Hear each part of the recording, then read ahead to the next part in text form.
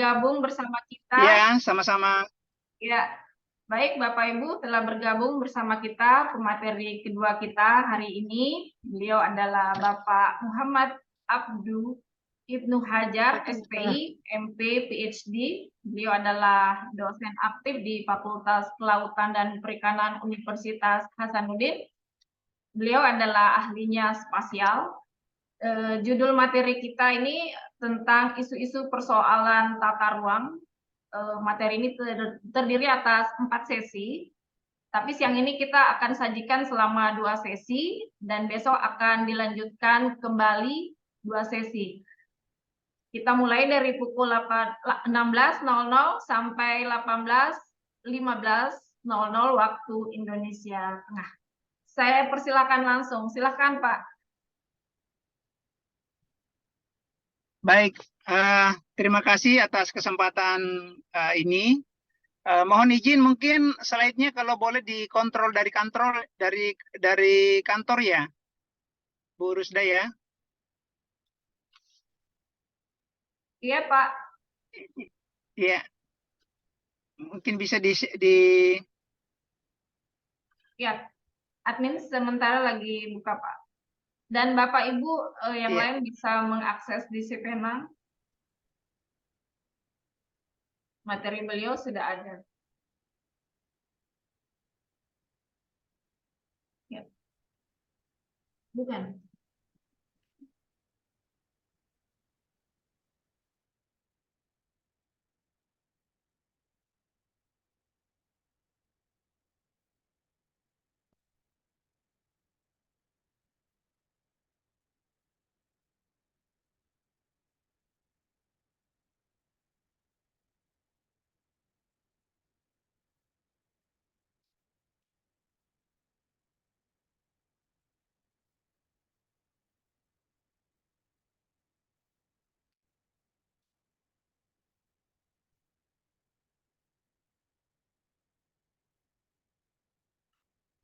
Ini materinya udah ada saya tampilkan atau yang di kantor ya, Ibu Rusdaya? Sepertinya ini dari admin Pak, ada. Yang dari admin ini ya? Iya Pak. Awal Pak yang admin. Ada yang kemarin yang versi yang sudah saya edit, yang 2023.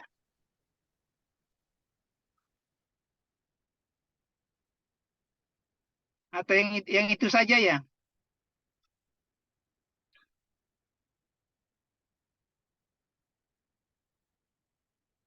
Sudah ada di Sipena itu, Pak. Yang baru sudah ada di Sudah ada ya? Sipena. Iya, yang baru Oke. sudah ada di Ya, Sipena. terima kasih Pak Lutfi. Oke, iya. Baik. Oke. Terima kasih atas kerjasama ini karena kondisinya sekarang saya lagi mobile ya. Tetapi tidak apa-apa tanpa mengurangi rasa hormat terhadap peserta diklat dan juga pengelola di kantor. Saya ingin menyampaikan materi ini sekiranya 4 sesi dan 2 sesi akan diberikan di awal ini. Baik. Apa suara saya bisa kedengaran dengan jelas di peserta? Sangat jelas, sangat jelas. Sangat clear, Pak. Oke, baik. Iya, makasih banyak. Karena ini soalnya di mobil ini saya berikan materinya. Baik. Saya kira ini materi yang kelanjutan dari beberapa pemateri dari spasial sebelumnya. Dan bagian saya itu terkait dengan konflik penataan ruang.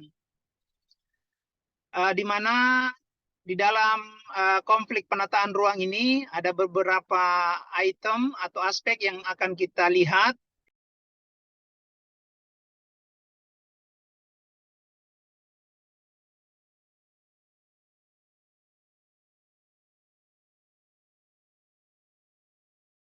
Suaranya tidak ada Pak, suaranya termut. Pak Ibnu, mohon izin. Suaranya termute, Pak. Ya. Ya.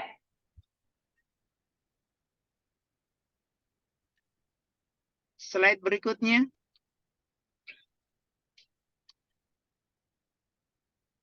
Oke.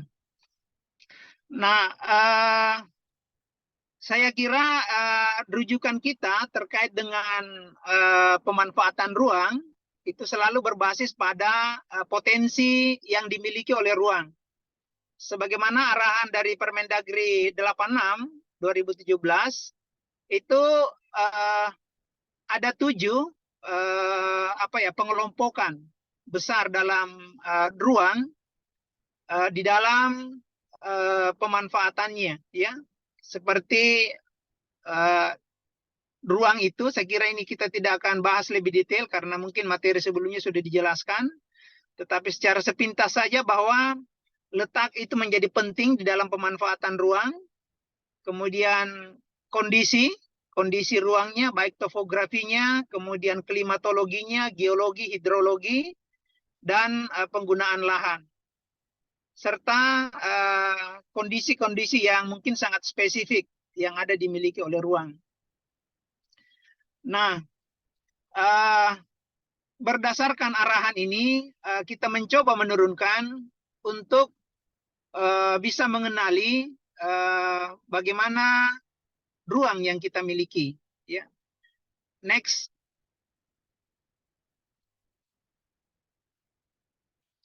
Nah, ini beberapa ilustrasi yang coba kita gambarkan, ya, di dalam ruang, bahwa bagaimana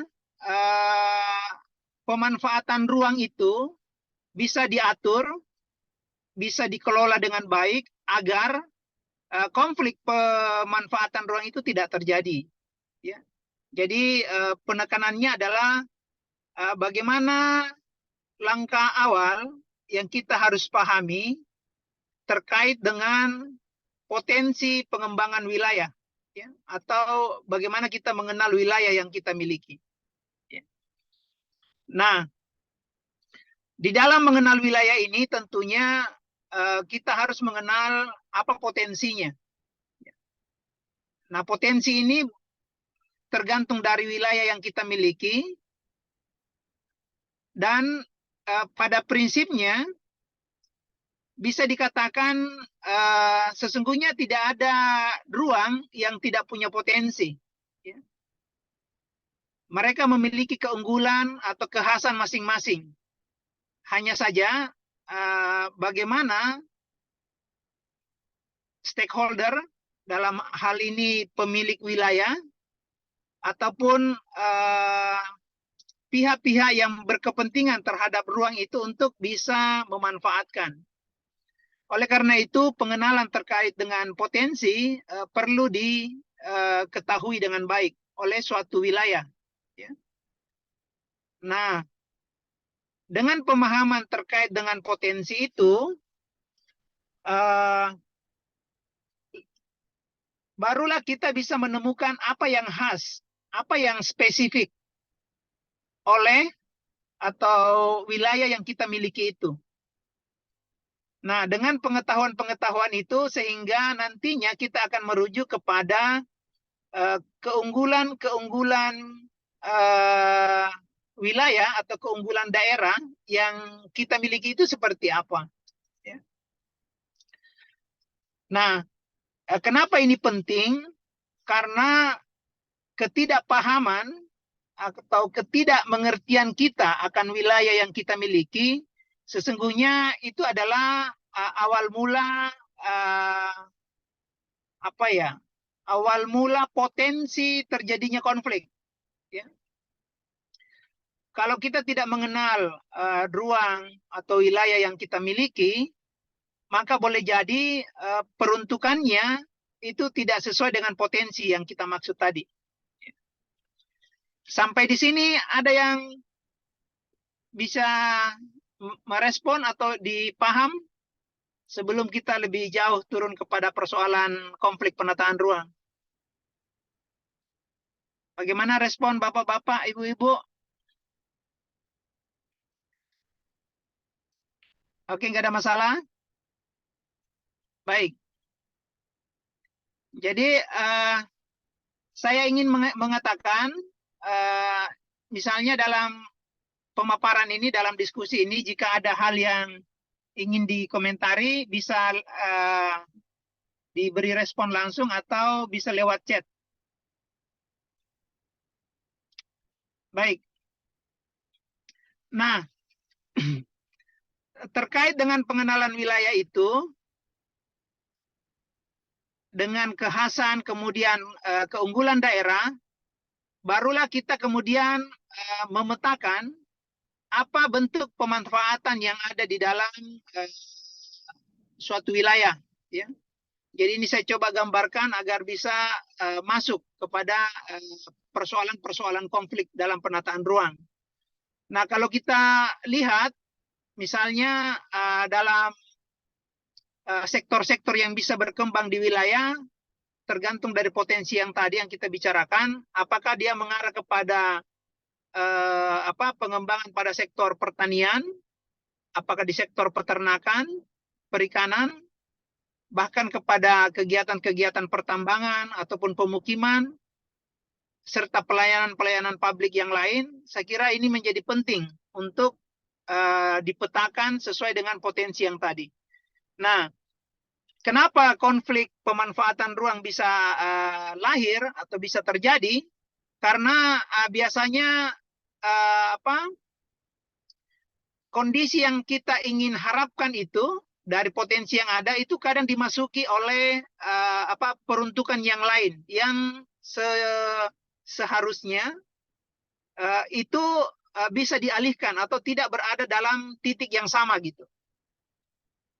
Nah, kenapa itu terjadi? Karena itu tadi, antara perencanaan terkait dengan potensi yang kita miliki dalam suatu wilayah itu, terkadang hanya apa yang datang lebih awal biasanya itu yang dirancang. Padahal terkadang dengan peruntukan lahannya itu tidak dianalisis dengan baik. Ya. Jadi biasa hal-hal yang seperti itu melahirkan ya, antar sektor. Belum lagi di dalam sektor itu sendiri juga berpotensi untuk melahirkan konflik. Next. Oke. Nah, di sini kita lihat dalam potensi yang kita tadi, saya asumsikan potensi wilayah itu kita sudah pegang. Nah, sekarang harus disesuaikan dengan kebutuhan dan pemanfaatannya. Ya. Daerah itu sebenarnya butuh apa dalam pengembangan perencanaan pembangunannya ke depan, yang basisnya harus berada pada potensi daerah. Nah, kalau ini kita tidak bisa pegang, terkadang orientasi pembangunannya itu ya menjadi tidak sinkron antara apa yang direncanakan dengan potensi yang tersedia.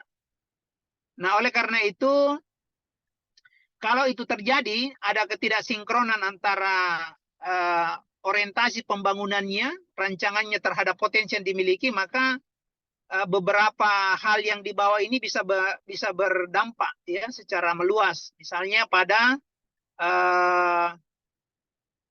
kepentingan ekonomi dengan kepentingan lingkungan ya dalam hal dampak pemanfaatan ruang itu. Misalnya kalau dalam kasus ini anggap misalnya dalam kasus pertambangan ya yang banyak mengeksploitasi lahan, tetapi dan itu mendorong ya kegiatan dampak-dampak ekonomi yang lebih besar, tetapi dampak terhadap lingkungan atau akses-akses yang ditimbulkan itu menjadi tidak diperhatikan. Jadi dalam banyak kasus, banyak tambang yang dilakukan setelah selesai penambangannya dia ditinggalkan saja. Ya. Nah, hal-hal itu yang mungkin perlu dipertimbangkan. Nah, apa yang kedua adalah carrying capacity. Ya. kapasitas daya dukung dan daya tampung ruang.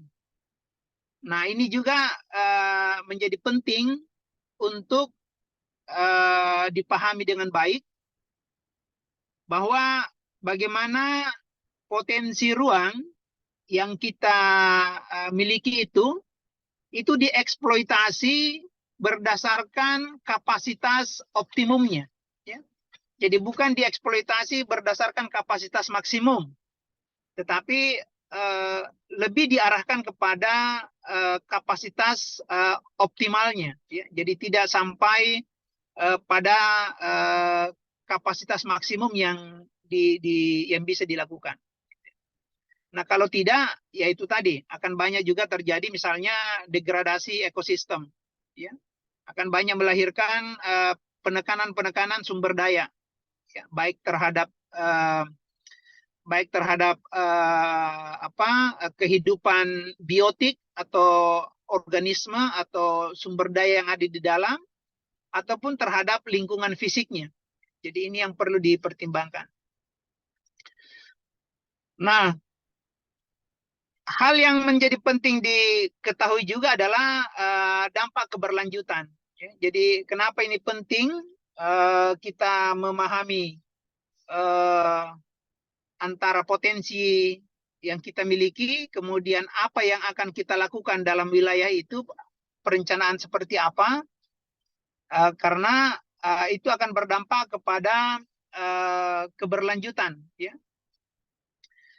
Dalam banyak kasus, ya mohon maaf, saya backgroundnya dari perikanan gitu ya, ada banyak hal-hal yang sering atau yang senantiasa kita temui di lapangan, bahwa kadang kalau eksploitasinya berlebihan, maka beberapa spesies atau organisme sumber daya perikanan itu menjadi hilang atau berkurang atau bisa menjauh, ya, sehingga dia menjadi tidak sustain. Saya kira seperti itu. Next. Nah, ini beberapa isu-isu yang menjadi persoalan dalam tata ruang ini. Saya coba zoom dari handphone ini, saya coba baca, tetapi secara gamblang saja, bahwa isu-isu strategis dalam tata ruang itu biasanya terkait dengan peraturan itu sendiri. Ya. Tumpang tindihnya antara kebijakan yang ada pada satu sektor dengan sektor yang lain. Nah, ini juga beberapa hal bisa menjadi persoalan di dalam penataan ruang.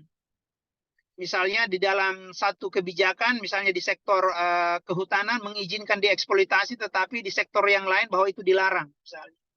Jadi hal-hal itu menjadi perlu menjadi kelemahan di sisi pemerintah di pengambil kebijakan gitu.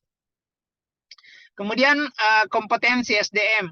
Jadi terkadang konflik itu muncul karena penyelenggaraan dalam penataan ruang itu yang orang-orang yang terlibat tidak memahami secara utuh, ya, untuk setiap program. Artinya kajian-kajiannya ini menjadi hal yang dianggap hanya sebatas dokumen, sehingga terkadang persoalan dalam pemanfaatan ruang itu bermasalah gitu. Ya, jadi ini saya kira bisa kita baca, ya, beberapa koordinasi antara lembaga, ya, kemudian integrasi antara program dalam RTR-nya, rencana tata ruangnya, kemudian variasi kualitas perencana antara pusat, ya, di pusat, nasional, provinsi dan kabupaten gitu, kadang tidak sinkron juga, ya. Kemudian penegakan hukum juga menjadi persoalan, baik dalam hal ketatnya perizinan yang dikeluarkan maupun dalam pemberian sanksi. Terkadang juga tidak diikuti dengan baik, sehingga masih banyak pelaku-pelaku eksploitasi lahan itu menjadi tidak jerah dengan aturan-aturan yang tidak kuat gitu. Kemudian sistem informasi dalam penataan ruang ini terkadang juga masih sangat terbatas ya informasi-informasinya. Saya kira ini adalah isu-isu yang secara nasional yang bisa diungkapkan. Next. Nah, kemudian kasus-kasusnya bisa kita lihat di sini. Ya, misalnya konflik antara sektor antara hutan lindung dan batu bara yang tadi, misalnya penambangan. Di satu sisi bahwa itu mendorong kegiatan ekonomi, di sisi yang lain bahwa itu adalah kawasan lindung yang perlu dikonservasi atau dipertahankan. Tetapi faktanya banyak yang jebol. Artinya ada izin dieksploitasi, padahal ini adalah hutan yang dilarang dieksploitasi. Nah, konflik antar pusat dan daerah ini dalam hal kewenangan, apalagi sekarang dalam bidang perikanan itu kewenangan untuk pengelolaan wilayah laut menjadi kewenangan provinsi, sementara garis pantai yang ada di kabupaten itu kabupaten tidak bisa mengakses dalam hal pengelolaannya, ya. Kebijakan kewenangan gitu. Jadi itu juga menjadi persoalan.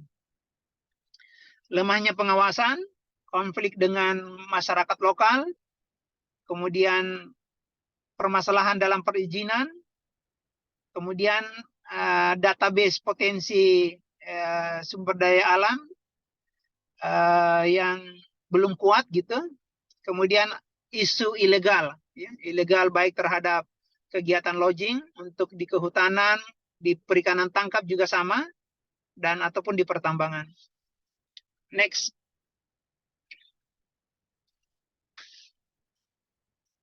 Baik.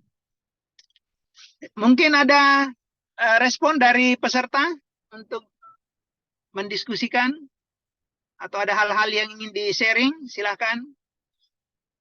Izin, Pak. Ya, silakan Pak. Mohon disebutkan namanya Pak, karena monitor saya kecil, nggak banyak yang bisa saya lihat di sini. Ya, baik Pak. Saya Angga dari Bapeda Tulungagung, Pak. Oke, silakan Pak Angga. Iya, melihat dari isu-isu yang tadi dijelaskan oleh Bapak, saya kok lebih menggarisbawahi bahwa gini Pak, kita perorangan berdasarkan Undang-Undang Agraria, pengelolaan tanah itu menjadi hak milik. Menjadi hak milik masing-masing pribadi. Tapi secara tata ruang kita dituntut untuk mengikuti kaidah yang ada di tata ruang. Akhirnya kan pemerintah kesusahan Pak untuk mengatur. Beda lagi kalau di Cina gitu kan, kalau nggak nurut sesuai tata ruang kita tinggal cabut hak pinjamnya. Lah kalau ini kan kita hak milik Pak. Berarti apakah tata ruang ini hanya sebatas kasarnya ya Pak, dokumen yang untuk memenuhi syarat aja untuk pemerintah biar kelihatan mengatur, padahal nggak berdaya juga, karena kan itu hak milik perorangan, Pak. Iya, iya. Betul. Terima kasih Pak, mohon. Oke, saya beri respon secara umum dulu, secara umum aja dulu Pak ya. Nanti mungkin penjelasan detailnya bisa besok nanti kita lanjut. Tetapi penjelasan umumnya gini, bahwa memang kendala di kita karena di status kita kan apa ya, SHM ya, status di sertifikat hak milik gitu ya. Nah, lalu di beberapa kasus yang lain kan seharusnya setiap wilayah atau pengembangan itu kan merujuknya kepada ya mungkin secara umum di apa ya, di level kabupaten ada RT RW Pak ya. Ada RT RW. Lalu kemudian diturunkan ke bawah mungkin ada nantinya RDTR misalnya, rencana detail. Nah, apa yang existing sekarang itu biasanya akan susah diintervensi.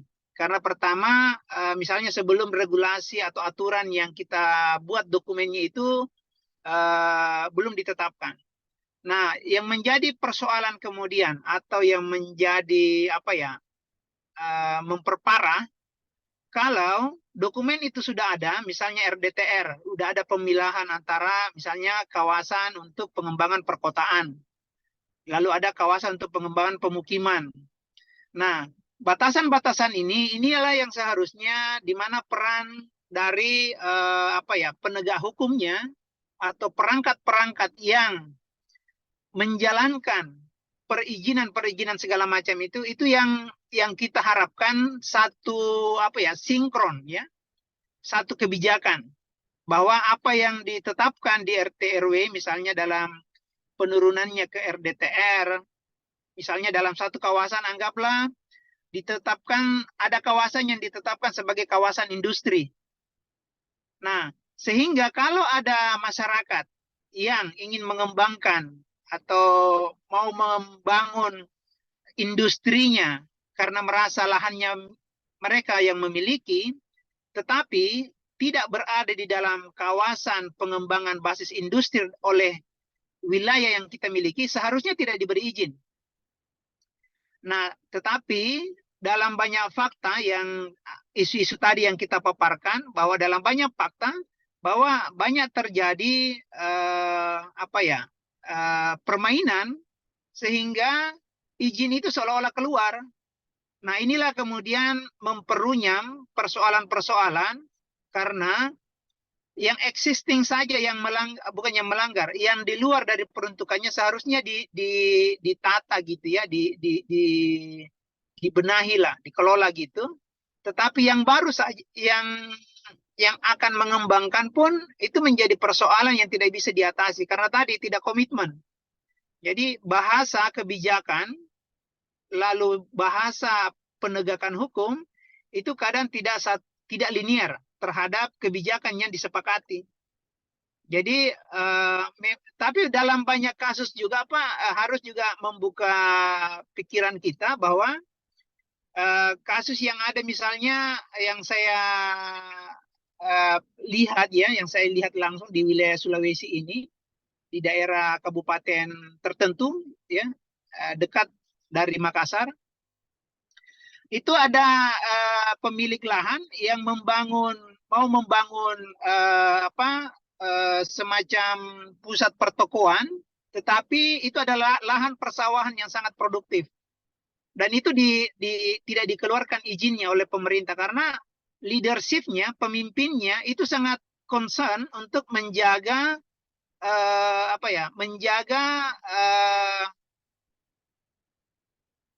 menjaga stok pensuplai berasnya di wilayah itu. Jadi dia tidak mau dikonversi. Nah, sehingga ada kekuatan-kekuatan dari pemerintah dan itu tidak mudah untuk dilakukan. Dan akhirnya setengah jalan dari pekerjaan itu akhirnya dihentikan.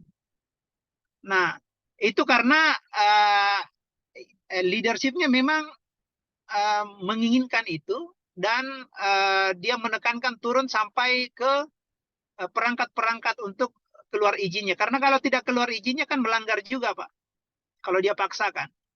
Jadi memang menjadi penting untuk itu tadi karena leadership-nya itu memahami bahwa potensi di wilayah ini adalah menjadi lumbung beras, pensuplai bahan pangan.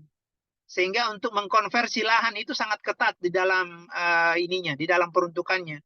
Kalau menjadi kepentingan pribadi diabaikan. Tetapi kalau ini menjadi kepentingan untuk masyarakat umum, itulah yang harus ditegaskan begitu. Saya kira begitu Pak Angga ya. Nanti kita bisa diskusi dengan kasus yang lain besok mungkin Pak. Supaya lebih ini. Saya lanjut dulu sedikit lagi Pak ya. Oke, baik. Nah ini isu-isu strategis. Saya kira ini kalau kita lihat di persoalan-persoalan dari pemukiman ya, mengenai kualitas pemukiman yang menurun ya, baik karena kondisi secara kesehatan, kemudian infrastrukturnya segala macam ini kualitasnya kurang baik gitu ya. Ini adalah isu-isu yang ada di pemukiman ya. Masih tertinggalnya pembangunan di kawasan perbatasan ya. Jadi ini adalah isu-isu nasional yang dicoba dilihat. Nah, kemudian kurangnya kapasitas masyarakat ya. Jadi ini juga perlu disikapi karena kapasitas masyarakat itu juga tidak bisa di-generate, bahwa mungkin ada masyarakat yang kapasitasnya tidak tidak mensupporting atau melihat kondisi-kondisi pemukiman ini semakin runyam, tetapi seiring perkembangan kualitas hidup biasanya banyak masyarakat juga yang concern untuk melihat itu.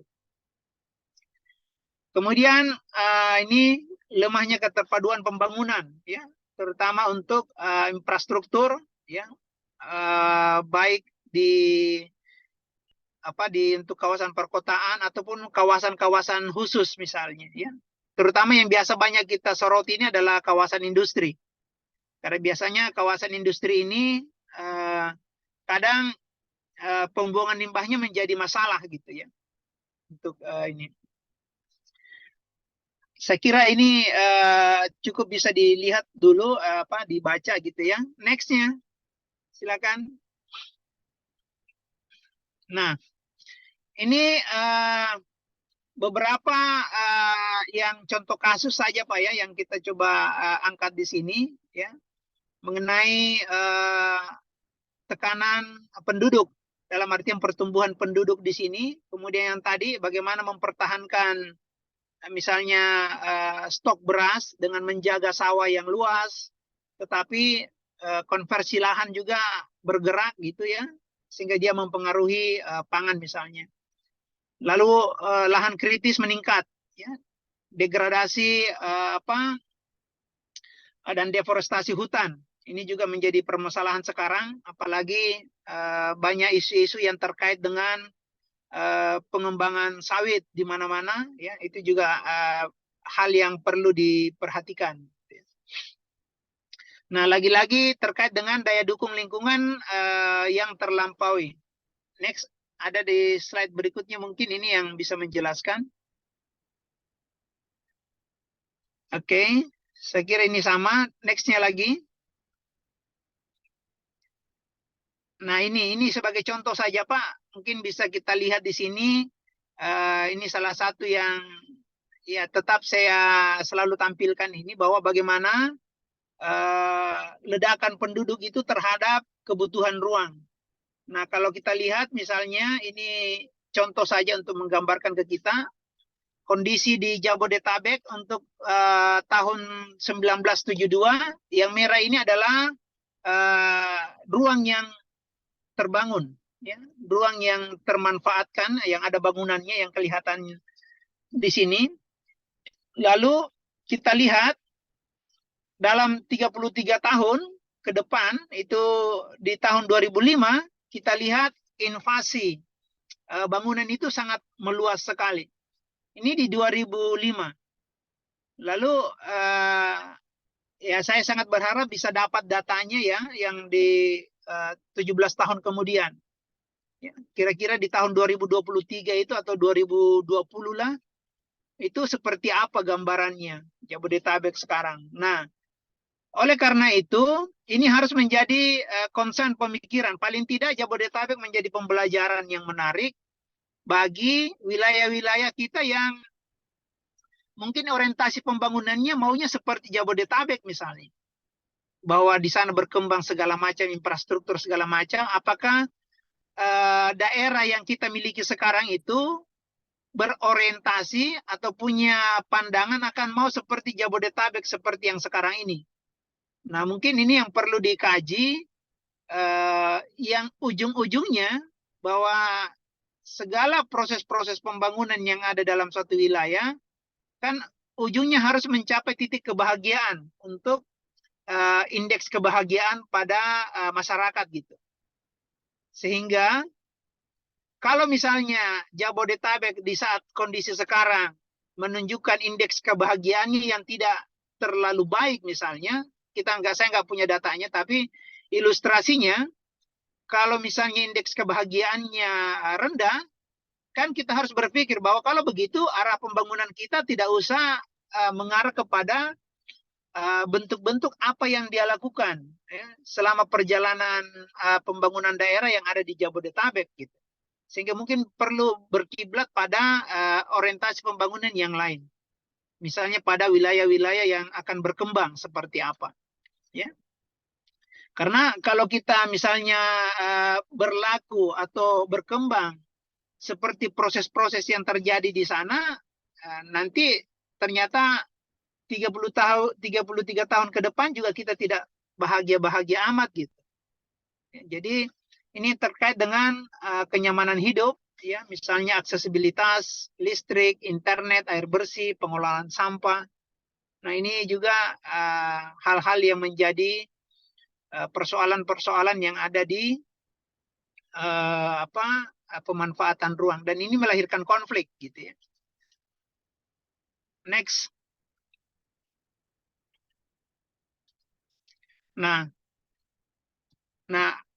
kalau kita lihat misalnya dengan perkembangan tadi, mungkin akan seperti ini kondisinya, ya, di mana ini beberapa waktu, ya, tahun yang lalu itu ini bergerak, dan apakah seperti ini, bahwa kalau kita kasat mata saja melihat tanpa melihat latar belakang pengembangan ini, mungkin karena lahan atau ruang yang ada di daratan itu sudah tidak memungkinkan lagi dimanfaatkan atau digunakan, sehingga larinya ke laut dengan melakukan reklamasi misalnya.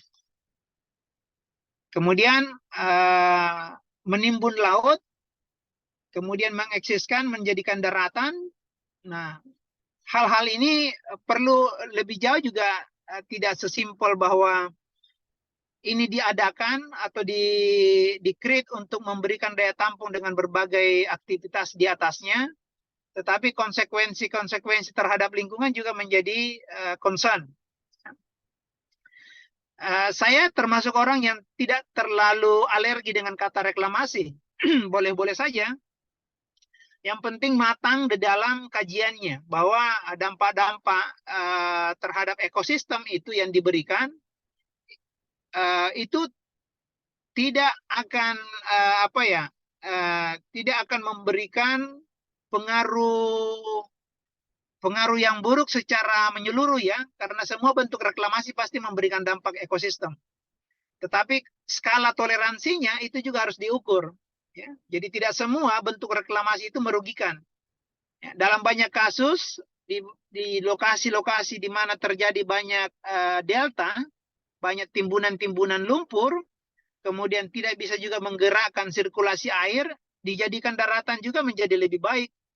Artinya reklamasi itu juga tetap dibutuhkan dalam toleransi-toleransi yang terukur.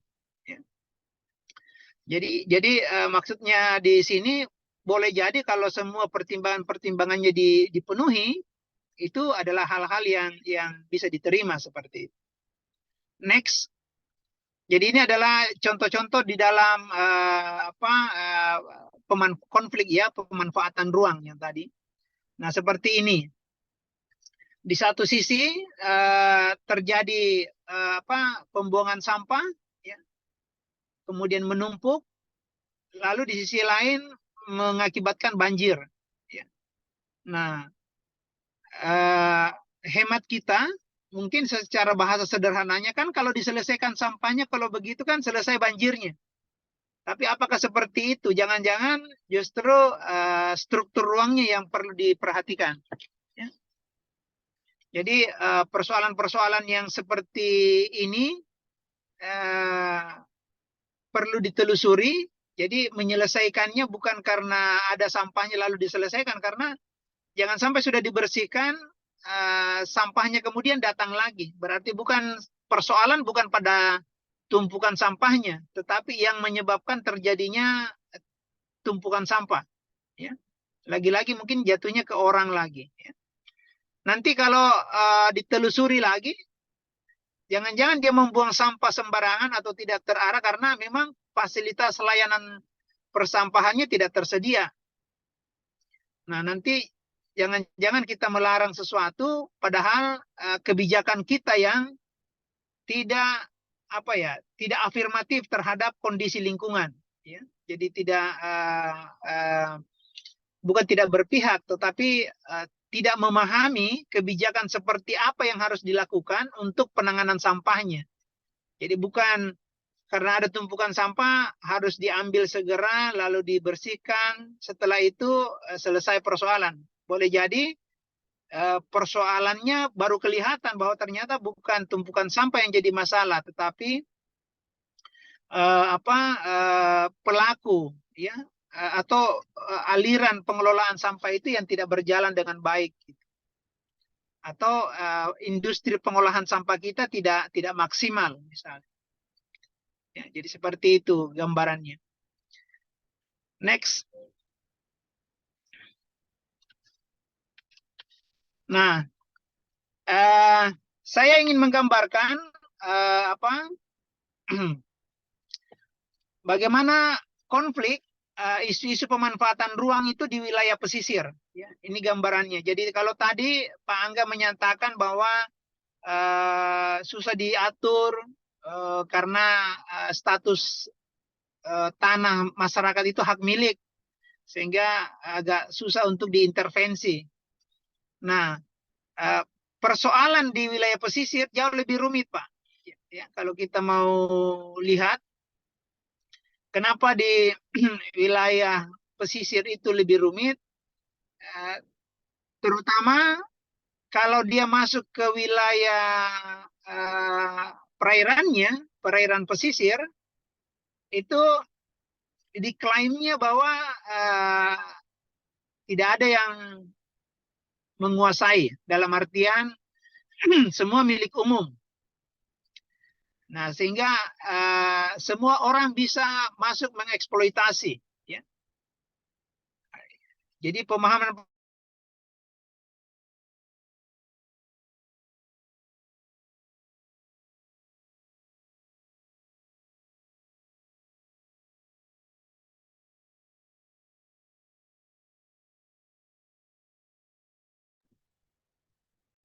Nah, ada wilayah-wilayah di wilayah pesisir itu sekarang justru tidak bisa diakses oleh masyarakat umum, ya, karena sudah ada privatisasi. Nah, ini juga semua membuka wawasan kita bahwa ya di situ kan pasti ada lahir konflik, ya, bahwa masyarakat misalnya menjadi resisten karena dulunya menjadi hal yang bisa diakses oleh semua orang, sekarang menjadi terbatas, ya. Banyak wilayah sudah memperlihatkan itu. Kemudian itu fisiknya, fisik ruangnya. Tapi di dalam banyak kasus lagi, terutama sumber daya perikanannya juga menjadi persoalan. Karena menganggap sumber daya perikanan itu, ikan-ikan yang ada di dalam laut itu tidak ada yang punya gitu. Jadi semua bebas mengakses segala macam. Karena tidak ada yang memiliki, ya suka-sukanya mau diakses pakai apa gitu, ya, mau menangkapnya pakai apa juga menjadi hal yang hal yang susah untuk di arrange lebih jauh gitu, ditata. Jadi saya ingin menunjukkan di sini bahwa betapa rumitnya penanganan pemerintah gitu, ya, di dalam menangani suatu kondisi ruang. Apalagi kalau ruang yang kita miliki itu atau dalam kewenangan kita itu tidak kita kenal dengan baik. Jadi ya kalau kita mampu mengetahui potensinya, kemudian hal-hal apa yang cocok dikembangkan dalam wilayah itu, nah itu mungkin akan lebih bisa diarahkan gitu, ya. Walaupun nantinya mungkin akan ada kesalahan atau mismanagement di dalam, tetapi ini cenderung akan membaik, ya, dari waktu ke waktu akan ada itu. Ketimbang kalau sama sekali tidak memahami dengan baik situasi yang ada di wilayah kita. Nah, misalnya ini, ya, untuk aktivitas-aktivitas yang ada di laut, ya, yang notabene misalnya milik bersama, ya, di wilayah yang 12 mil ke atas itu kan di wilayah untuk zona ekonomi eksklusif misalnya, ya. Nah, kita sekarang ini masih banyak berkutak-katik di aktivitas di perairan yang 4 mil, ya, yang 4 mil dari garis pantai. Nah, itu juga sekarang-sekarang ini gencar-gencarnya mau mendorong blue economy. Jadi ini adalah hal-hal yang perlu dikenali dengan baik alam kita, ya. Sementara kondisi sekarang aktivitas di wilayah laut itu sudah sangat runyam begitu ya. Penangkapan ikan yang ilegal di mana-mana bisa ditemukan, ya. Kemudian kapal yang ilegal beroperasi, ya. Belum lagi yang dari luar. Ini juga adalah isu-isu konflik yang tidak mudah ya diatasi. Jadi ini sekedar untuk menunjukkan ke kita bahwa persoalan di darat itu cukup menyita energi, kemudian pengelolaannya juga tidak mudah, tetapi di laut itu jauh lebih kompleks ya. Nanti untuk kita lihat. Next.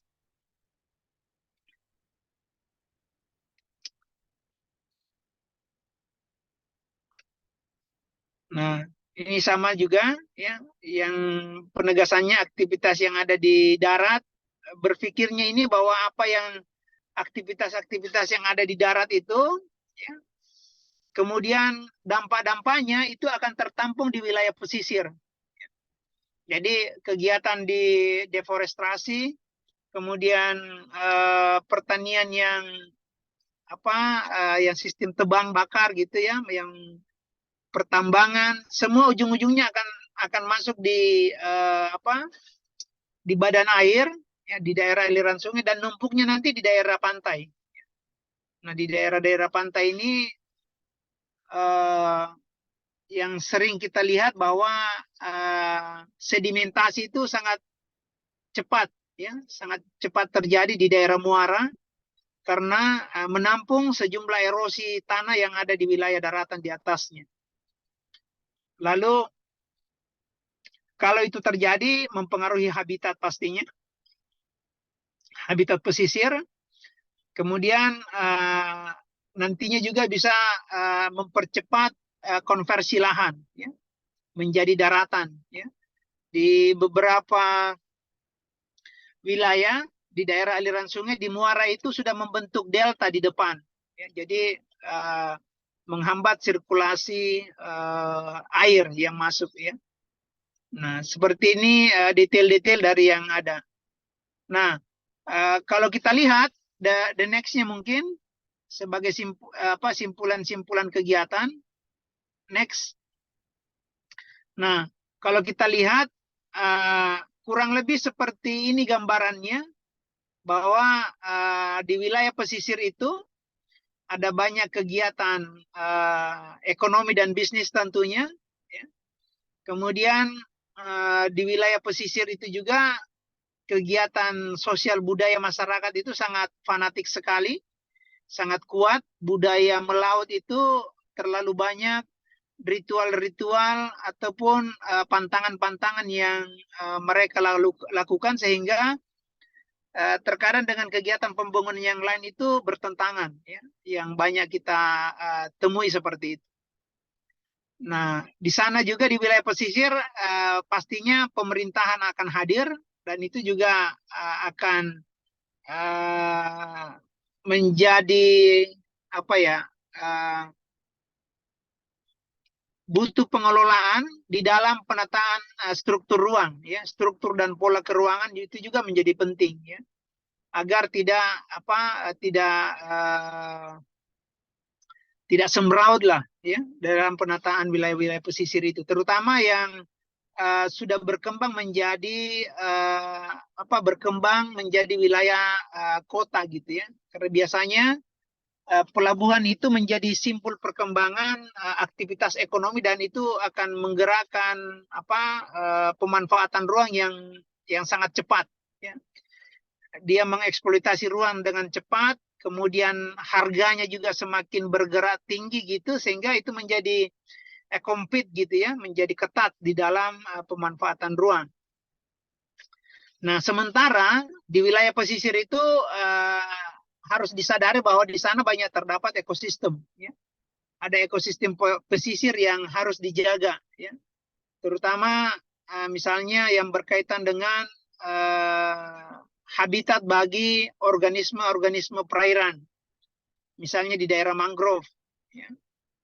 Banyak kasus di Makassar sendiri pelabuhan dikembangkan dan mangrove juga dihilangkan juga.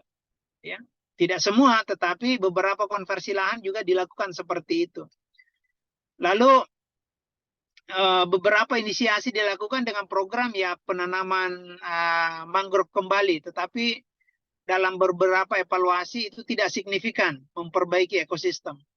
Ya, jadi dan pelabuhan itu juga adalah pelabuhan pemerintah, jadi kadang itu menjadi potret bagi pelaku-pelaku masyarakat yang lain. Ya. Bahwa dalam banyak pengungkapan di masyarakat, kalau pemerintah membangun pelabuhan itu diizinkan mengakses laut segala macam, tetapi kalau di masyarakat misalnya tidak boleh, ya. Jadi perlu dibuatkan transparansinya kepentingan-kepentingan itu agar tadi konflik sosialnya tidak terjadi. Ya. Kemudian ekosistem itu yang perlu dijaga kalau dia menjadi plasma nufta. Ya. Kalau ada ekosistem itu dia menjadi menjadi ekosistem yang memberi penyangga terhadap beberapa ekosistem yang lain, seharusnya ya seperti status NKRI, ekosistem yang menyangga plasma nufta itu harga mati gitu, nggak bisa dikonversi karena tidak bisa diciptakan, tidak bisa di-create untuk menggantikan ekosistem itu. Nah, ekosistem yang spesifik ya biasanya ada 3 yang sangat khas: mangrove, terumbu karang, dan padang lamun. Nah, semua kepentingan-kepentingan ini itu terjadi atau terdapat dalam satu momen dan dalam satu lokasi misalnya. Nah, itulah kenapa benturan-benturan kepentingan sangat memungkinkan terjadi kalau penataannya tidak berbasis pada kapasitas ruang dan potensi yang dimiliki. Jadi saya selalu menekankan bahwa pengenalan terhadap potensi itu sangat penting. Karena pengenalan terhadap potensi itu lalu kita bisa dengan bijak melakukan perencanaan. Ya. Jadi merencanakan sesuatu pun kalau tidak dikuatkan dengan pengetahuan terhadap pengenalan wilayah itu juga hal yang bisa sangat fatal gitu ya. Itu direncanakan, apalagi kalau yang tidak direncanakan. Ya, dalam banyak diskusi-diskusi dengan teman-teman disampaikan bahwa ya melakukan sesuatu tanpa direncanakan ya sama dengan memulai kegagalan katanya. Baik, ada yang lain yang perlu kita respon mungkin dalam pertemuan ini? Silakan. Sejauh ini mudah-mudahan besok bisa kita ketemu dengan mungkin lebih kondisinya lebih baik, kemudian lebih bisa cair berkomunikasinya. Kalau tidak ada, saya lanjut aja mungkin nextnya, the next slide. Nah, apa yang menjadi ilustrasi yang kita bicarakan tadi? Ini saya mengambil kasus ini karena menganggap ini adalah kondisi yang sangat kompleks ya di dalam pemanfaatan wilayah pesisir. Nah, kalau kita lihat di sini, ya,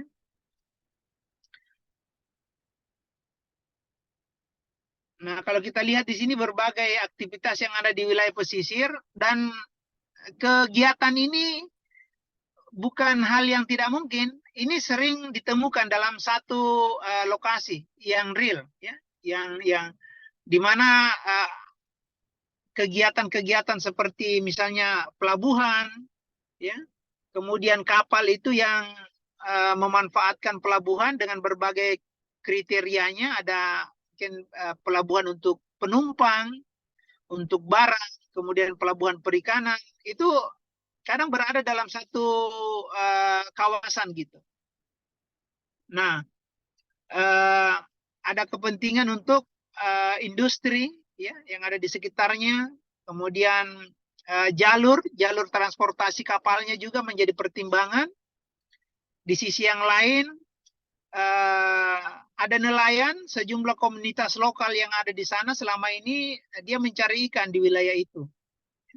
Jadi ada kapal nelayan, kemudian ada yang mengusahakan mungkin keramba gitu di wilayah pesisir itu, dan boleh jadi juga ada pembangkit listrik tenaga air gitu ya, PLTA ya di dalam ini.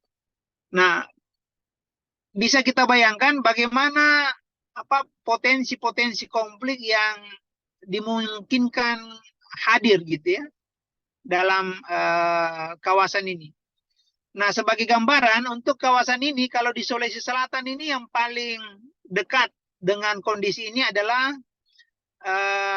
yang ada di kota Parepare, ya, salah satu wilayah di Sulawesi Selatan, di kota Parepare, di mana potret lingkungannya itu kurang lebih seperti ini. Ya.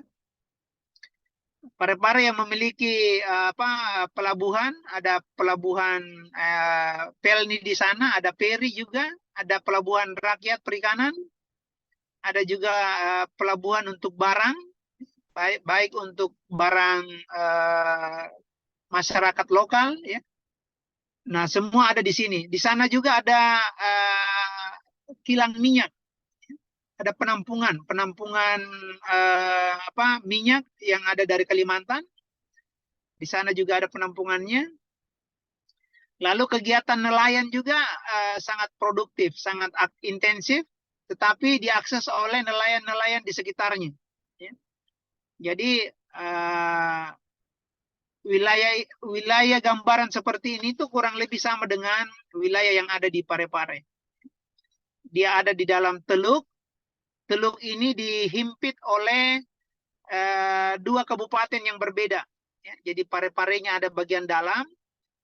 Di sisi kiri itu ada Kabupaten Baru, di sisi kanan ada Kabupaten Pinrang. Jadi kita bisa membayangkan bagaimana kompleksitas di dalam pengelolaan wilayah pesisir yang ada dengan kompleksitas kepentingan tadi. Nah, sehingga ini menjadi penting untuk perhatikan. Oke. Dengan melihat gambaran ini, mungkin ada masukan, ada tanggapan dari teman-teman?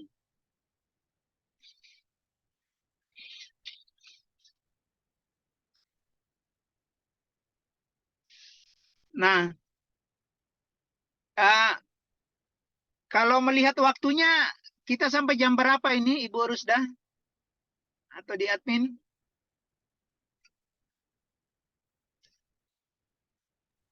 18.15 Pak, waktu di sini Pak. 18? 15. Oke. Baik. Silakan teman-teman, ada yang mungkin mau didiskusikan? Karena nanti ini kita akan kita akan mencoba nantinya sebelum berakhir pertemuan ini, untuk ada waktu nanti malam kita akan meminta kira-kira konflik-konflik penataan ruang seperti apa yang ada di wilayah kerja kita masing-masing atau di wilayah tempat kita, dan mungkin besok kita bisa share, kita bisa diskusikan ya bentuk-bentuk konflik pemanfaatan ruang itu seperti apa ya. Lalu pemanfaatan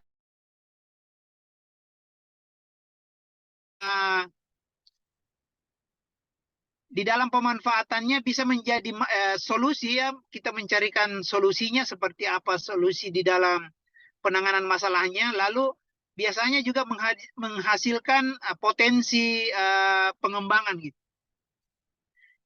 Jadi terkadang ada masalah yang kita selesaikan, sesungguhnya solusi yang kita tawarkan itu mendorong atau berpotensi untuk sebagai model pengembangan.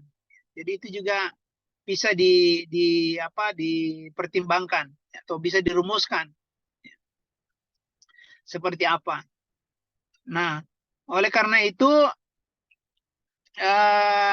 kalau kita lihat dari penataan ini, ya, ini kita lihat ada kapal-kapal perikanan, kemudian ada kapal minyak, kemudian kapal nelayan, dan dia mengakses dalam wilayah yang sama. Jadi belum lagi koordinasi antara kepentingan ini mungkin di antara mereka bisa dipastikan tidak terjalin misalnya, ya. Karena tidak ada hubungan-hubungan hierarki gitu ya, yang bisa mengatur untuk menyamakan, terutama dalam rute, ya, dalam rute pelayaran.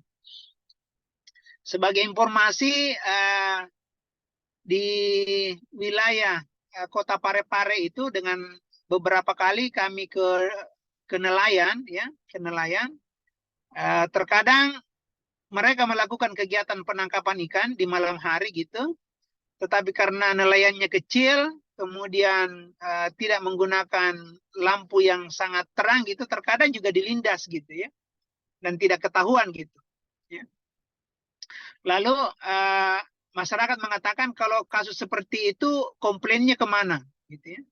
Nah, terkadang solusi tidak diberikan karena diasumsikan bahwa itu adalah jalur kapal yang tidak boleh dimasuki. Nah, sementara mereka punya kepentingan di dalam mengakses sumber daya, ikan-ikan yang dia butuhkan itu terkadang berada di jalur kapal itu. Jadi ini adalah hal-hal yang perlu disikapi gitu ya. Bahwa memang kepentingan kapal itu jauh lebih diutamakan karena terkait dengan fungsional yang lebih besar, ya. Tetapi seharusnya ada jalan tengah atau solusi-solusi seperti apa yang harusnya diberikan, ya, untuk agar tidak terjadi konflik-konflik di dalam pemanfaatan ruang seperti itu. Izin Bapak, saya Nur Avaliani Pak dari Politeknik Setiawan Makassar. Oke, silakan. Kebetulan saya juga orang Parepare Pak. Oke, oh iya, silakan, bagus ini, silakan di-share Bu. Iya Pak. Kondisinya. Kondisi Parepare yang Bapak ceritakan ini betul sekali Pak.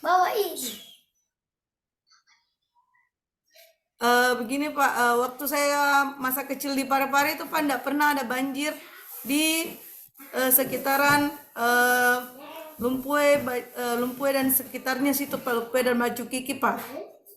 Tidak pernah ada banjir. Sekarang setelah ada reklamasi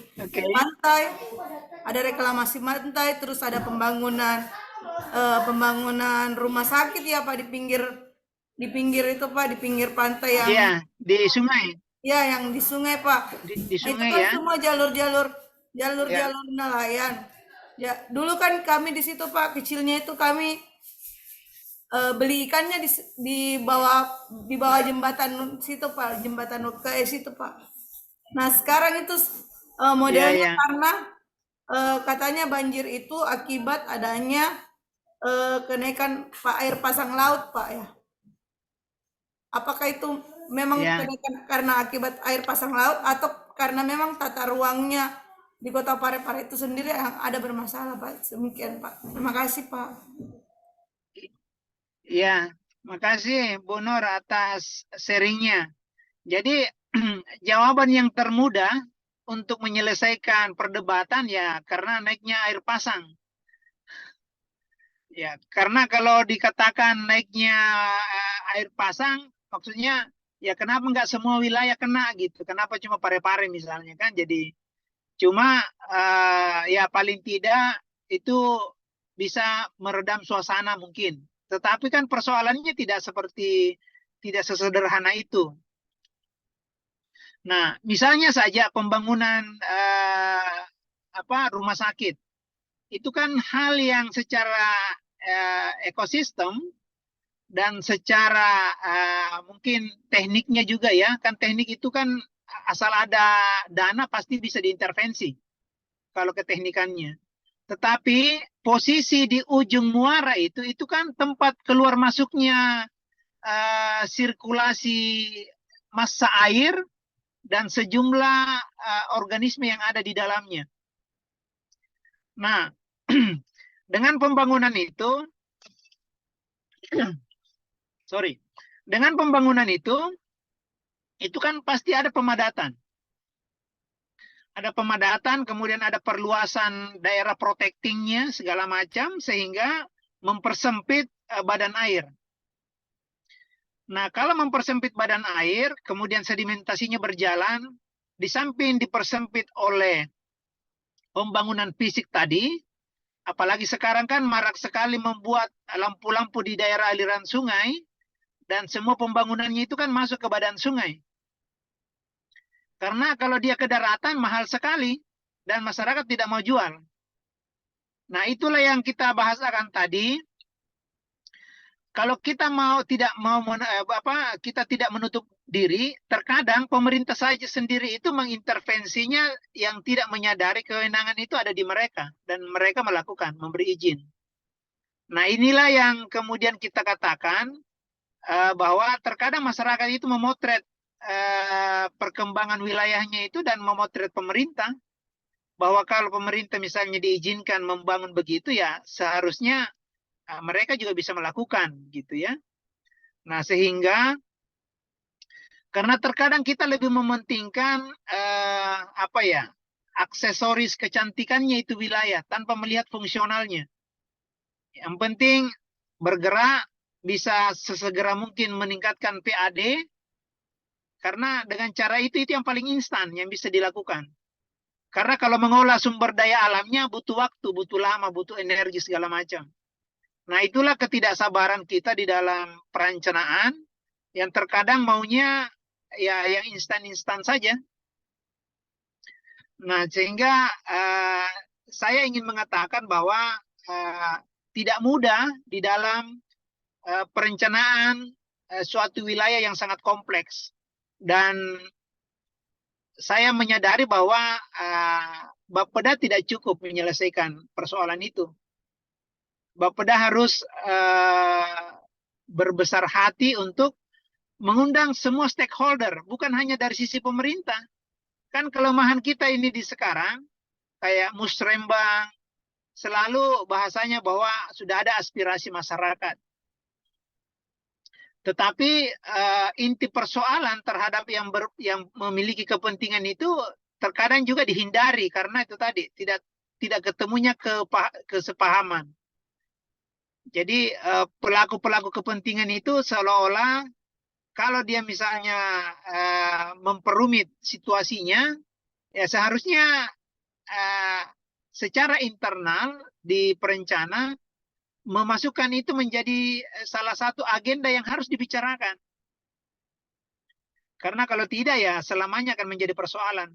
Saya yang hal seperti diklat ini, yang di pesertanya itu dari Bapeda Parepare juga itu sebelum COVID bahkan, beberapa tahun bahkan sebelumnya, sampai sekarang kalau komunikasi bahwa tidak ada yang berbeda dalam hal perencanaannya. Ya, jadi bukan berbeda dalam artian cara penanganan masalahnya itu tidak berbeda. Ya, nah, oleh karena itu penanganan untuk di wilayah seperti ini itu bukan hanya persoalan Parepare saja, tetapi harus bicara dengan Pinrang, harus bicara dengan Baru, kabupaten yang menghimpit, ya. Karena kalau ini tidak dibicarakan, ya seolah-olah Parepare itu dapat sisi ekonominya, bisnisnya masuk semua di Parepare, lalu Pinrang dengan Baru ini yang disuruh menjaga ekosistemnya agar tetap baik, dapat apa gitu. Nah, sehingga itu perlu dibicarakan, perlu dirundingkan, dan ini tidak sederhana pekerjaannya, ini harus intervensinya provinsi. Bahkan pernah terfikirkan bahwa ini seharusnya menjadi studi kasus di level nasional. Bahwa ini diangkat untuk menjadi model karena kasus seperti ini bukan cuma di Parepare. Di beberapa wilayah yang lain juga mengalami hal yang sama dan hampir belum ada model penanganan atau model manajemen pengelolaan wilayah pesisir yang seperti ini. Saya kira seperti itu. Baik. Saya kira demikian ya Bu Nurian. Nanti mungkin mudah-mudahan kita bisa sharing-sharing lagi nanti. Tapi saya berharap Bu Nur untuk kasus ini coba dituangkan lagi dalam bentuk bahan-bahan diskusi untuk besok ya. Karena rencananya sebelum berakhir ini pertemuan saya mau meminta meminta teman-teman yang lain untuk mengutarakan kira-kira di sekitar mereka itu masalah konflik penataan ruangnya seperti apa. Ya. Dan salah satunya yang Bu Nur sampaikan itu sudah sangat baik gitu ya. Tadi Pak Angga juga mungkin bisa mengangkat itu tentang persoalan bagaimana pengelolaan lahan milik gitu ya, status milik untuk dalam pengelolaan yang lebih luas misalnya. Jadi itu juga persoalan yang harus Nah mungkin teman-teman ada yang misalnya dari PU, kira-kira persoalan PU itu dalam penataan ruangnya seperti apa misalnya. Untuk mengakses, membuka jalan yang baru, kemudian atau membuka jembatan untuk memperpendek jarak. Itu kira-kira kasus-kasus yang muncul itu seperti apa. Saya kira itu menarik untuk kita bisa diskusikan. Nah, mungkin juga ada di bidang pertanian yang terkait dengan atau di perkebunan yang terkait dengan kelapa sawit, mengenai konversi lahan, kira-kira persoalan dalam penataan ruang di kelapa sawit itu seperti apa gitu. Jadi kita akan kaya dengan konflik-konflik itu, lalu cara mengurainya itu seperti apa? Karena saya sendiri bukan solution maker. Saya sendiri adalah yang menginput gitu ya banyak kasus, kemudian kita bicarakan, lalu dicoba dirancang, dipikirkan. Paling tidak, kalau menangani misalnya persoalan, anggaplah konversi lahan, itu nanti kita diskusikan nanti stakeholder siapa yang perlu diajak berbicara atau berunding untuk menemukan solusi-solusi atau penyelesaian terhadap pemanfaatan ruang itu. Saya kira demikian. Ya. Ada yang lain? Oke, baik. Kita lanjut dulu. The next slide-nya. Oke. Tadi kita gambarkan potretnya di lokasi yang berbeda ya, misalnya kota Parepare tadi menjadi yang dekat-dekat dengan situasi itu. Nah, ini saya coba searching salah satu gambar gitu yang menunjukkan bahwa di malam hari pun kompetisi pemanfaatan lahan itu juga sangat ketat gitu. Ya. Jadi bukan hanya siang hari saja. Di malam hari pemanfaatan ruang itu sangat di wilayah-wilayah tertentu sangat intensif. Ya. Apalagi di daerah-daerah pesisir yang ada kawasan industri, kemudian ada kegiatan nelayan, itu semua mempengaruhi. Yang saya tahu, yang saya pernah dapat informasinya, di kegiatan penambangan minyak yang ada di Selat Makassar itu untuk di Kalimantan itu melarang ada pemasangan rumpon di sekitar kawasan kilang minyak itu. Nah, itu kan juga persoalan. Karena masyarakat menganggap bahwa dari dulu dia memasang rumpon untuk menangkap ikan itu ya di daerah situ.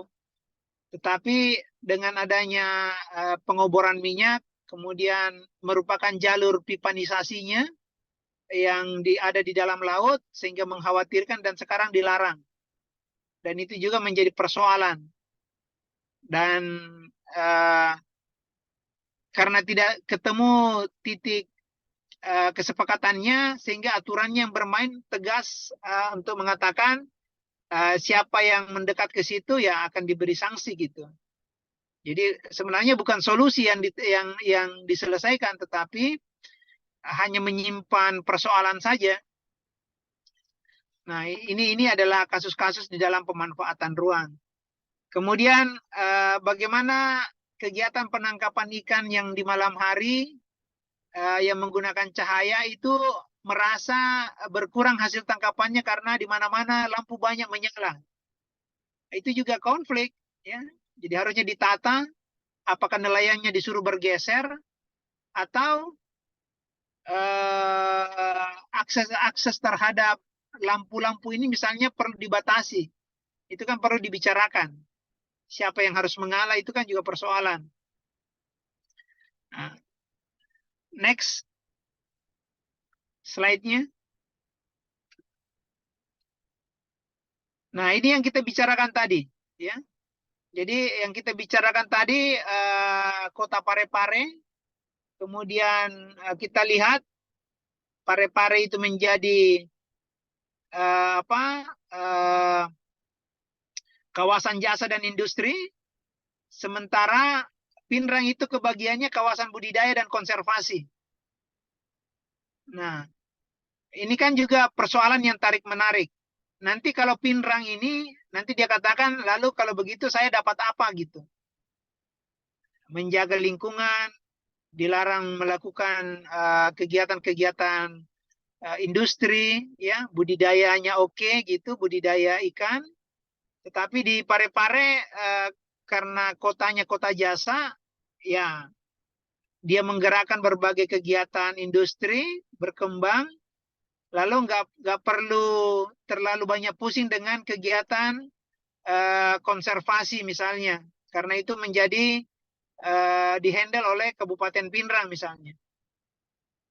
Nah, jadi hal-hal ini menjadi perspektif dalam bagaimana perencanaan ataupun pengelolaan wilayah satu wilayah kawasan Teluk itu bisa dikelola dengan secara bersamaan gitu ya, secara masing-masing punya peran, ya. Ya, seperti ini ilustrasinya, ya.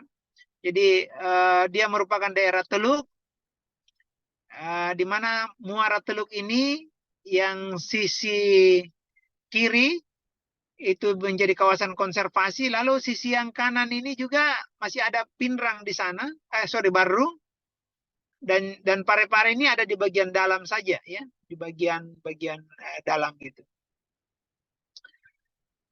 Oke, saya kira ini kondisinya. Silakan juga bapak-bapak dan ibu-ibu yang lain juga memperhatikan bahwa konflik-konflik pemanfaatan ruang itu di darat lazim dan banyak kita lihat karena ya mungkin keseharian kita jalan bisa kita temukan, tapi harus disadari di laut itu menjadi hal yang sangat lebih kompleks gitu.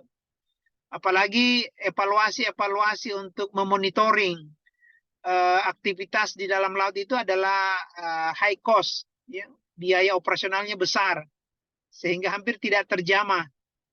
Nah, sehingga terkadang yang melakukan intervensi kekuasaan itu hampir tidak bisa dikendalikan, ya, karena itu tadi pengawasannya juga sangat terbatas. Next.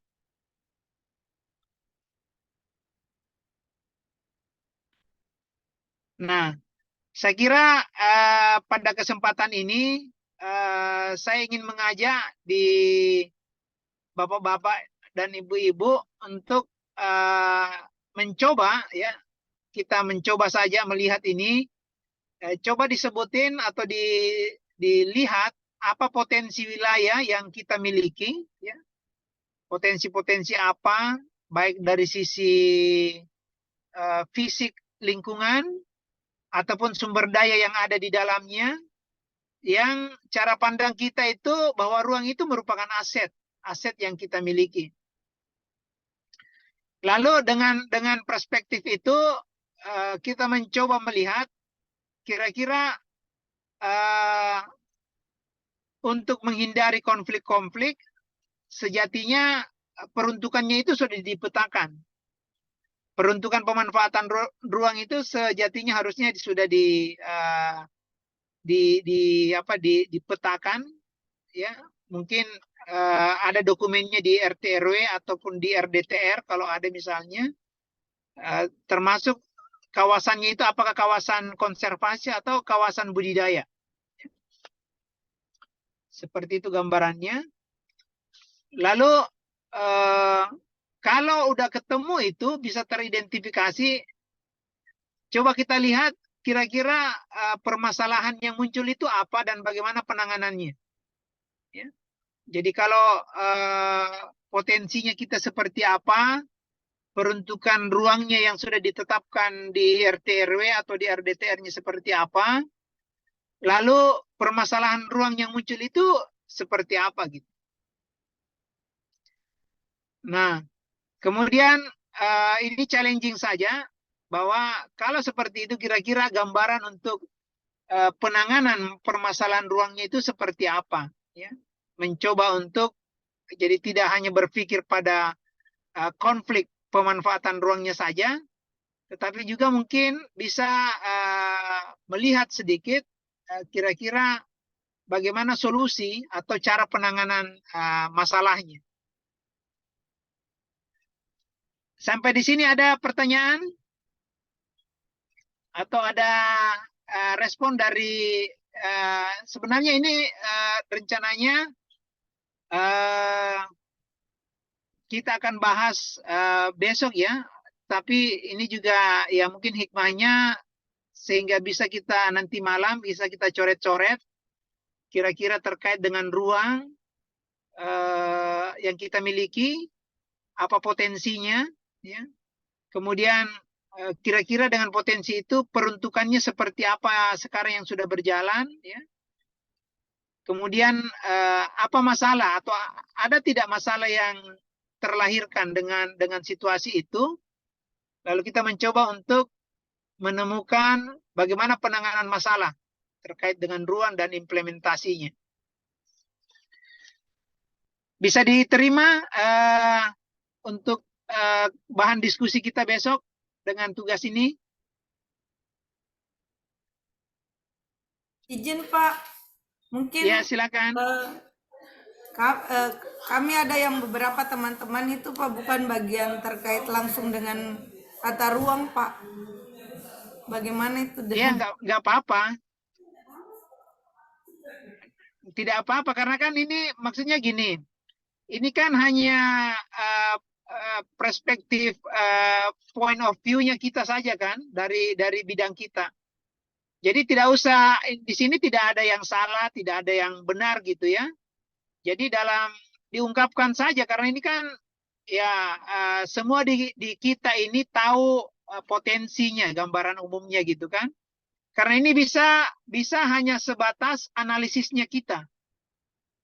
Jadi cara kita saja, cara pandang kita. Karena kan diklat ini itu kan mengajarkan 4 kompetensi, ya, yang seperti yang kita sudah pahami, ya, di perencanaan ada ekonomi, ada sosial, kemudian sekarang di spasial. Nah,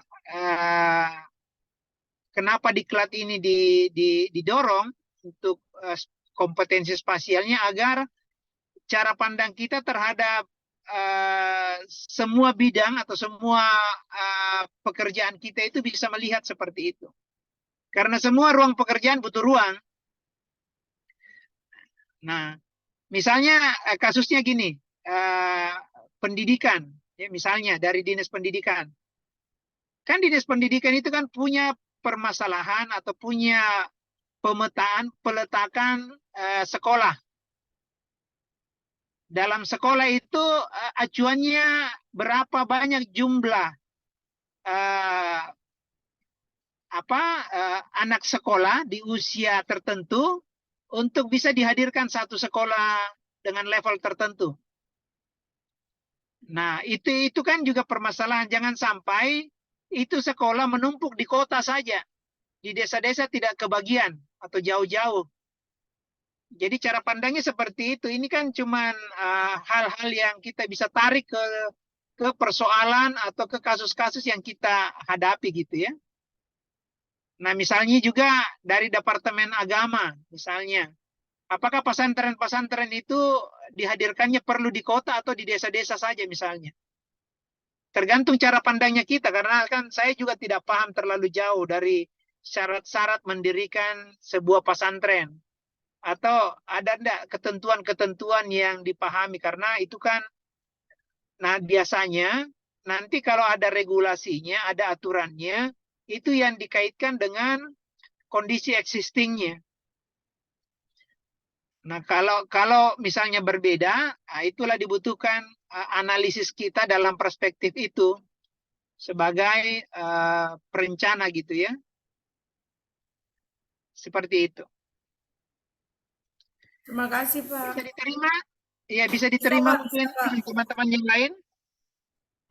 Ya, kalau saya mungkin kalau nggak ada pertanyaan, nanti kita lanjut besok ya.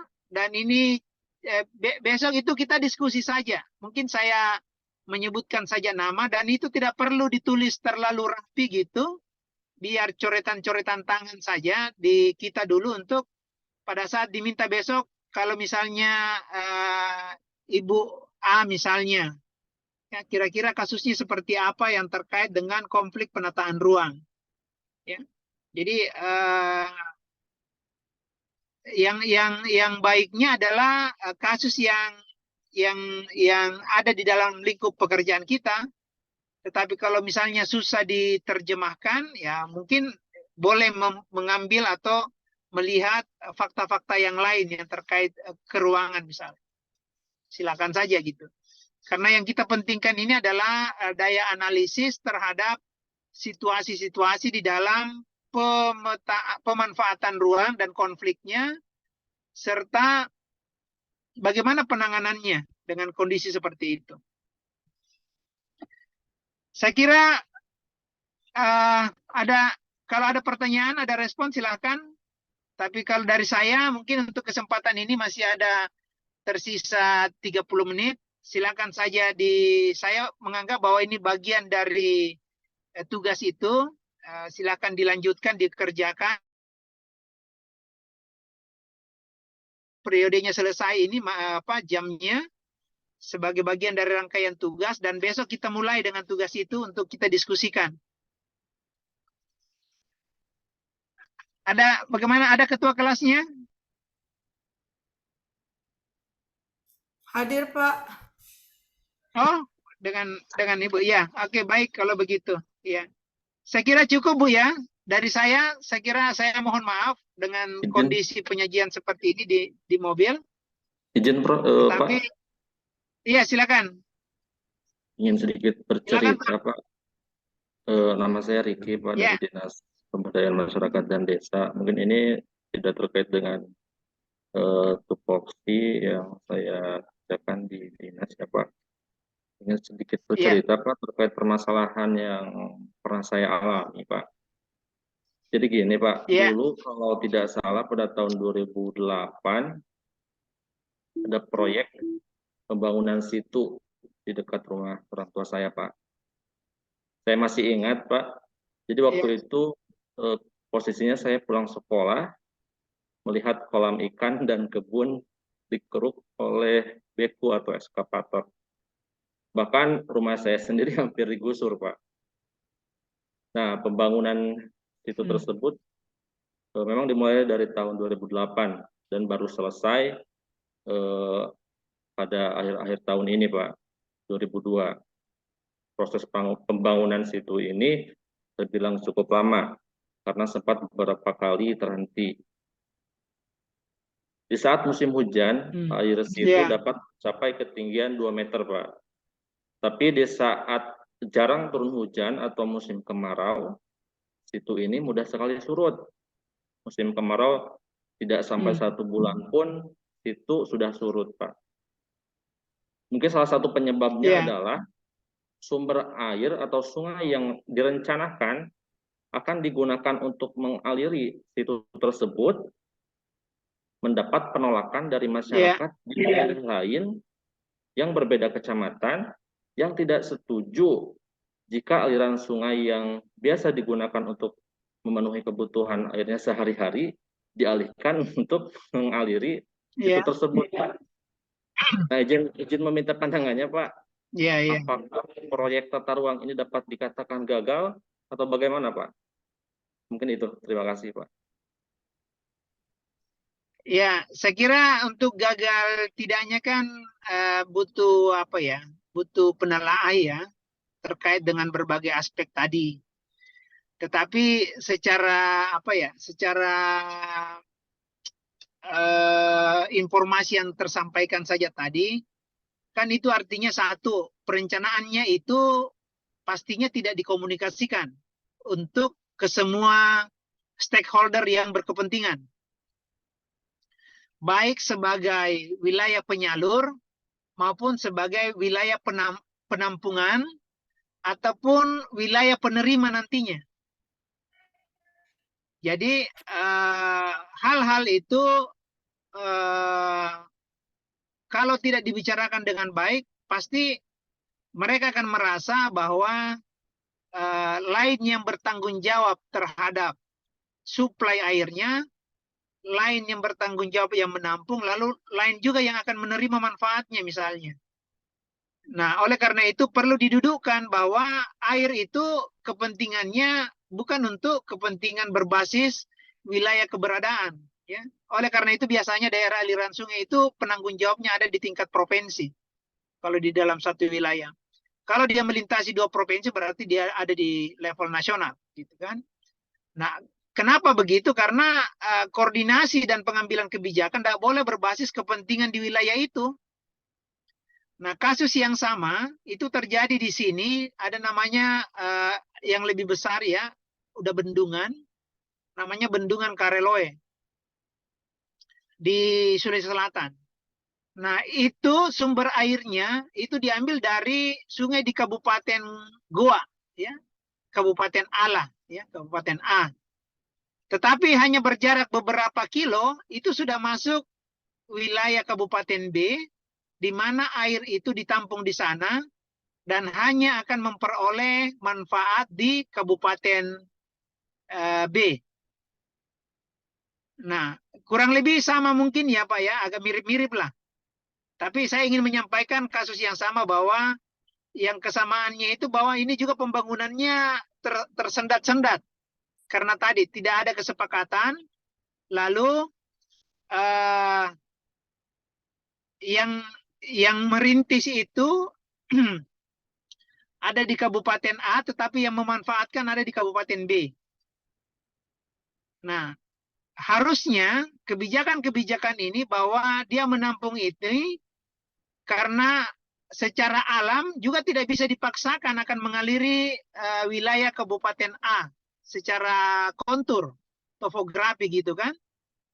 Nah, sehingga ini kan butuh pemahaman, butuh penguatan-penguatan asas manfaat gitu ya. Bahwa kenapa tidak berpikirnya kalau ini dialiri, kemudian mengaliri persawahan, sehingga sebagian persawahan itu mensuplai kebutuhan beras yang ada di Kabupaten A. Misalnya ini kan dalam wacana-wacana sederhana kita Pak ya, karena kan kita tidak telah lebih jauh. Tetapi harusnya ada feedback balik dari pemanfaatan sungai yang mengalir ini untuk ada flashbacknya kembali ke daerah sumber. Agar terjadi balancing. Nah, mekanismenya pasti tidak mudah, mekanismenya pasti membutuhkan telaah juga segala macam. Oleh karena itu, perencanaan-perencanaan yang sifatnya masif, kemudian jangka panjang, itu juga tidak hanya bisa diselesaikan kajian AMDAL-nya, kajian KLHS-nya segala macam itu dalam waktu setahun. Jadi itu juga butuh ini. Jadi hemat saya Pak, saya tidak berani mengklaim gagal atau belum maksimal segala macam karena semuanya butuh assessment, ya, Jangan-jangan tidak optimalnya karena manajemen sistemnya yang kurang bagus. Jadi, saya berharap Pak Rizky ya, silakan itu diangkat saja untuk diskusi, jadi semacam bahan diskusi kita besok gitu. Jadi seperti ini yang kita maksudkan. Jadi mohon teman-teman yang lain juga mengungkapkan hal yang sama, walaupun fakta-faktanya beragam, berbeda-beda, nggak apa-apa. Kan walaupun berbeda-beda tetap satu jua. Iya Pak ya. Baik, Pak. Saya kira Terima kasih, begitu. Pak. Ya, saya kira begitu Siap. Pak ya. Makasih sama-sama. Ya. Kalau tidak ada ini respon untuk saat sekarang ini, kita berharap besok kita bisa lanjutkan. Dan mohon maaf atas kondisi ini. Dan ya mudah-mudahan ini juga bagian dari kedewasaan, kecerdasan emosional kita ya, untuk dalam situasi apapun kalau memang dipentingkan ya kita harus maksimalkan situasinya, dan besok mudah-mudahan bisa lebih baik. Saya kira demikian. Saya akhiri dengan ucapan Assalamualaikum warahmatullahi wabarakatuh. Waalaikumsalam selamat sore. warahmatullahi wabarakatuh. Terima kasih, Pak. Terima kasih, Pak. Terima kasih sama-sama. Pak. Sore. Sama-sama Bu, makasih. Iya, sore. Saya izin live Bu ya. Pengelola, makasih. Makasih. Assalamualaikum warahmatullahi wabarakatuh.